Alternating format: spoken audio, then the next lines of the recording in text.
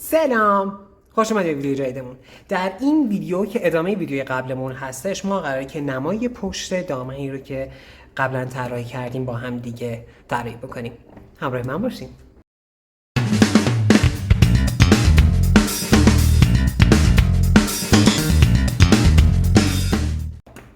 برای شروع من میام چیکار میکنم؟ باز دوباره همون سیلویتم رو میکشم، ولی اینجا به اندازه طرح اولیه من دستم باز نیست دیگه. تموم شد. سیلویت اینجا مشخص شده، نقطه شروع و پایان کار من مشخص شده، قدش مشخص شده، پس من میام عین همون رو میکشم. خب برای این خب کمرش مشخصه، میام میگم که خب باشه چقدر از زانوها ارتفاع داره، فاصله داره، همون رو میام میکشم. چقدر تنگی و گشادی در نظر گرفته شده در نمای جلو، همون رو میام میکشم. درست شد؟ این از این. حالا میام باز دوباره برای خطای دیگه، اینم شما در نظر بگی برای قسمت کمریش. خب این کار دامن خمره هستش، تنگه، پس برای راه رفتن نیاز هستش که چاک داشته باشه. برای این که بتونه بپوشه نیاز داره که آقا زیپ براش در نظر بگیریم. پس من با دانش همه اینها میدونم که این وسط باید یه دونه درز دوخت بخوره که تا اینجاش رو شما زیپ در نظر بگیریم. خب از اینجا به بعدش هم پس من میام یه دونه چاک باز در نظر میگیرم. خب پس وقتی که اینجا زیپ میخوره، پس من روی کمری کارم برش نمیتونم در راستاش بدم، پس باید من یک سربلتی رو هم در نظر بگیرم با یک دکمه که این کمری باز بشه، زیپم که برای این پایینه. خب پس من سیلویت کارم در اومد. خیلی نمیخوام که متفاوت و خیلی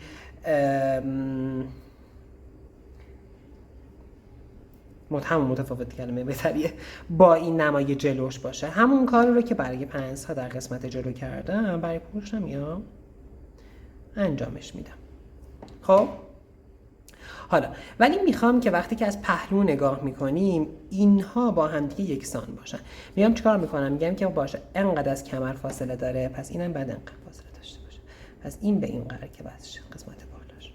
خب این اینجا میفته، پس این هم باید با توجه به دستاش دارم حساب میکنم. خب پس این هم باید اینجا بیفته. پس میام این رو همینجوری میکشم.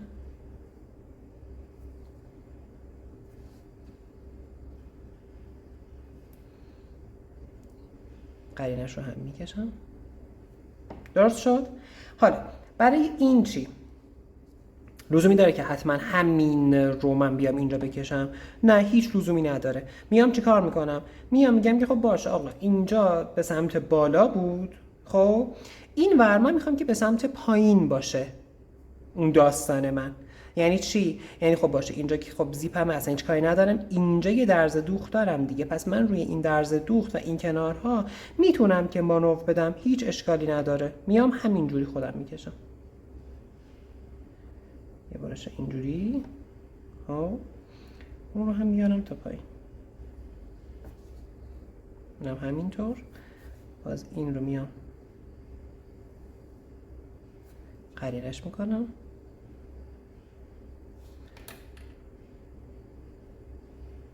این تا اینجا، اینم که اومده تا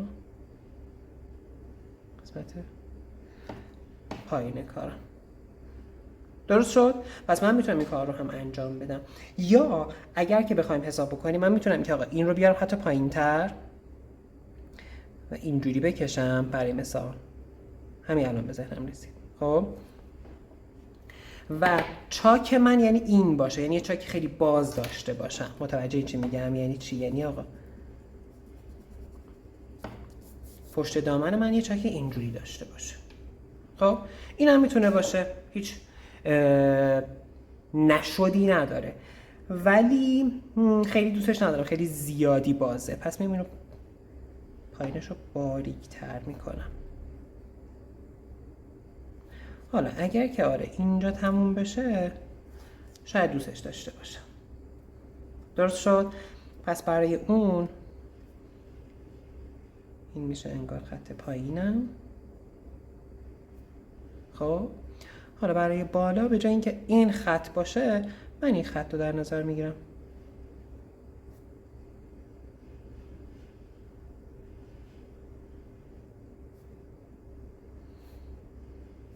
تمام شد. من فهمیدم که چیکار میخوام بکنم. پس میام وارد مرحله راپیدی کردنش میشم.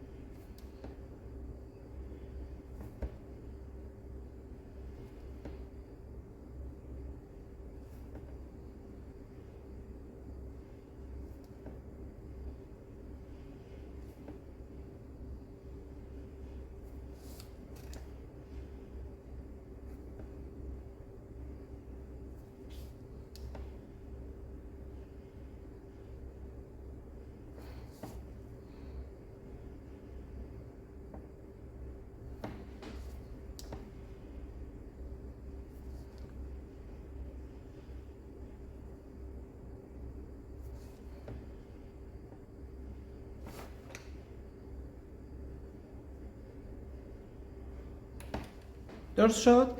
اینجا هم که میشه برای زیپ من. حالا باز من میام مرحله بعدش رو انجام میدم. مرحله بعد چه بود؟ این بود که بیام اضافه خط هایی که کشیده شده بود رو پاک میکنم.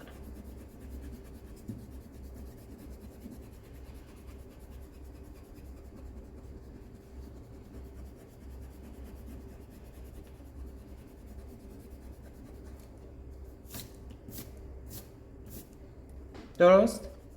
بعد میام چیکار میکنم؟ اگر دوخت تزیینی نیاز داشت، اگر برشی نیاز داشت و اینها، اونها رو میام بهش اضافه میکنم. برای دوخت تزیینیش خب مثل همون قبلیه من میام، ولی دیگه اینجا نمیام بند و اینها اضافه بکنم. چون قسمت باسن هستش، اون بنده داستان داره موقع نشستن پا شدن. اگر که من بیام اینجا بند اضافه بکنم نمیدونم که چه بندی رو با چه طولی قراره که بذارم. موقع نشستن و اینها مطمئناً اذیت میشه. پس من این ریسک رو نمیکنم و به داشتن بند در نمای جلو اکتفا میکنم.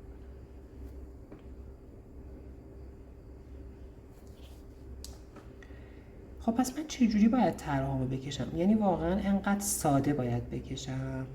چرا دست و پای مانکنتو نکشیدی؟ چرا رنگ پوست نزدی برای مانکنت؟ چرا چه بدونم ترقوه‌شو نشون ندادی؟ اصلا به درد نمیخوره، قربونت برم. اون میدونی به چه دردی میخوره؟ به این که کارت رو بیای شو بکنی. الان حالا اگر که به این حساب بکنی، به این فکر بکنی، خب چقدر طول کشید که ما بیایم طراحی بکنیم؟ به این باید فکر بکنین بچه ها.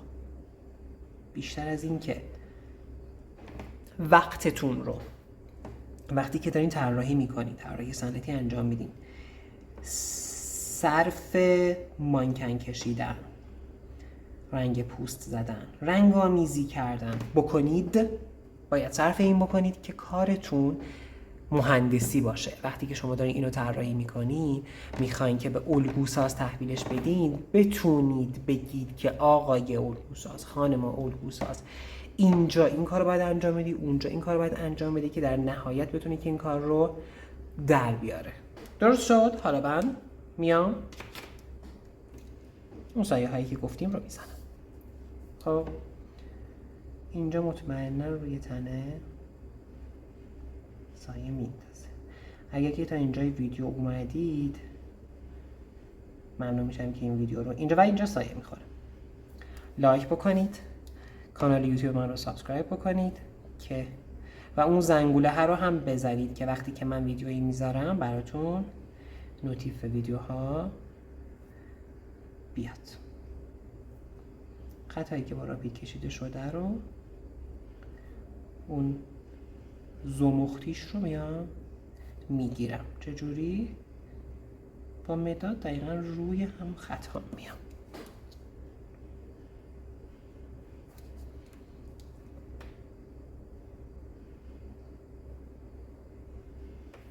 یعنی میریش تو نمیای اینجا زیپ رو بکشی؟ نه. خب پس الگوساز خیاط از کجا باید بفهمه که تو اینجا زیپ کار کردی؟ تو اینجا مثلا میخوای که همچین برشی رو بیاری، تو اینجا همچین فکری کردی که اینجوری باشه با اینها. ببین اینو بهت بگم خیالتم راحت بکنم. طرف مگه الگوساز نیست؟ مگه کارش نیست؟ اصلا وقتی که نمای فقط جلوی این کار رو تحویل الگوساز میدی، اون توی ذهن خودش پشت پنسا رو در نظر گرفته، میدونه که این کار باید چاک داشته باشه، زیپ باید داشته باشه، وقتی که زیپ داره اونجا باید این سربلتر رو داشته باشه. اون همه اینها رو در نظر گرفته، خیالت راحت باشه.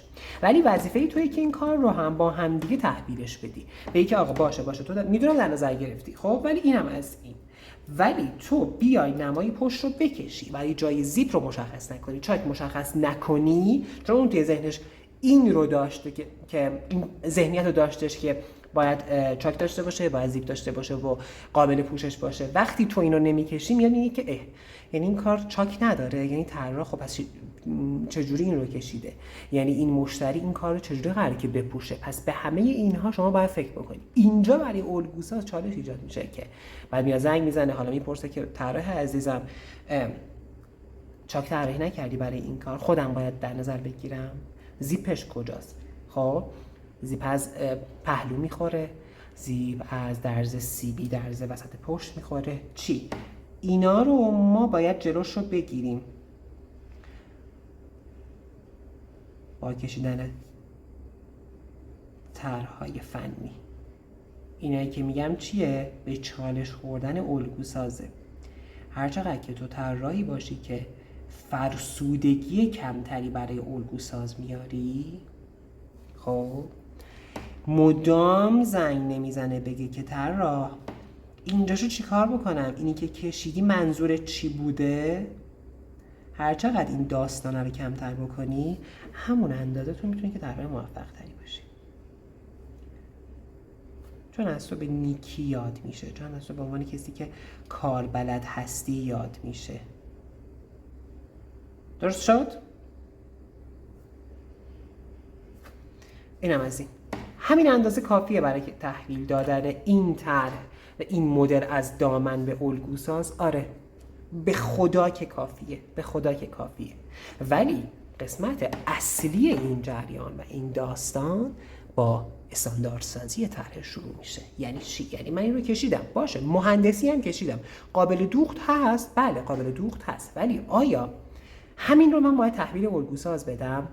نه، شما باید دونه بدونه اندازه چیزهایی که توی این طرحات مشخص شده رو به الگوساز بدید. مثل چی؟ مثل پایین دامن، دمپاش پایینش چقدر باید باشه، قدش چقدر باشه، کمریش چقدر باشه، این پهناها چجوریه، فاصله دوخت‌های تزئینشون از هم دیگه چجوریه، اینجایی که شما اومدین اون رو پرچ کردین فاصله هاشون چجوریه و از چه متریالی قراره استفاده بشه. همه اینها رو شما باید بهش توجه بکنید و در نهایت کار رو استاندارد سازی شده توی تک‌پک تحویل الگوساز بدین. امیدوارم که براتون مفید بوده باشه. تا ویدیوی بعدی، خداحافظ.